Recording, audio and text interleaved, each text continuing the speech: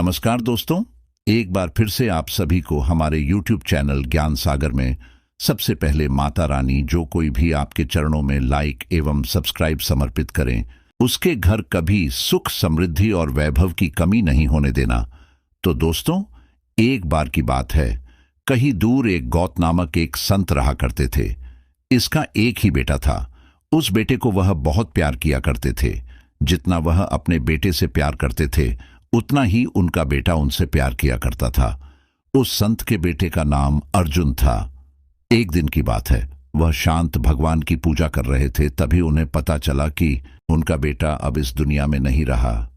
यह सुनकर संत के चेहरे पर हल्की सी उदासी दिखी। फिर से वह सामान्य हो गए। लड़के का शव आया, तभी संत के पास एक शिकारी आया। शिकारी कहने लगा, महाराज, आपके बेटे की मृत्यु का कारण यह सांप है। इस सांप ने ही आपके बेटे को काटकर मौत के घाट उतार दिया। अब आप ही बताए कि मैं इस सांप के साथ क्या करूं। क्या मैं इस सांप को टुकड़ों में काटकर मार दूं या फिर गर्म तेल में डालकर मार दूं? संत महाराज ने कहा, आप इसके साथ कुछ भी न करें। हमारा धर्म यह नहीं कहता है कि किसी को मारा जाए। अब इसको मार देने के बाद भी मेरा बेटा जीवित नहीं हो सकता है, तो फिर इसे क्यों मारा जाए? इसको जो अच्छा लगा उसने वह किया। संत और शिकारी की बात को सुनकर सांप भी इंसान की भाषा में बोल उठा। सांप ने कहा, महाराज, आपके बेटे के मौत का कारण मैं नहीं हूं, बल्कि मृत्यु के देवता ने ही मुझे बढ़ावा दिया कि मैं आपके बेटे को डस लूं, और मैंने आपके बेटे को डस लिया।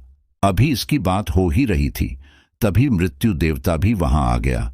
मृत्यु देवता ने कहा, किसी के मौत का कारण मैं नहीं होता हूं। आपके बेटे के मौत का कारण भी मैं नहीं हूं। मुझे तो काल ने आदेश दिया कि आपके बेटे की जान लिया जाए, इसलिए ही मैं सांप को डसने के लिए बढ़ावा दिया। इसमें न तो सांप दोषी है और न ही मैं। काल के अनुसार ही यह धरती चलती है।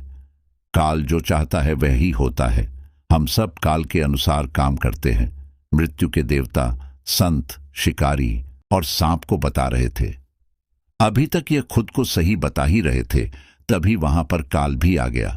काल ने कहा, मैं भी किसी काम के लिए जिम्मेदार नहीं हूं। जो कुछ भी किसी के साथ होता है, उसके लिए उसका कर्म ही जिम्मेदार होता है। इस लड़के के मौत का कारण इसका पिछले जन्म के कर्म जिम्मेदार है।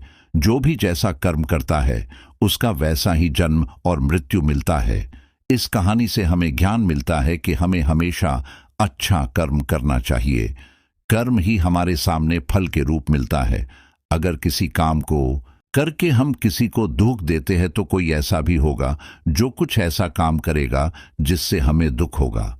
वही अगर हम कोई काम करके किसी को खुश करते हैं, तो कोई ऐसा भी होगा जो कुछ ऐसा काम करेगा जिससे हमें खुशी मिलेगा।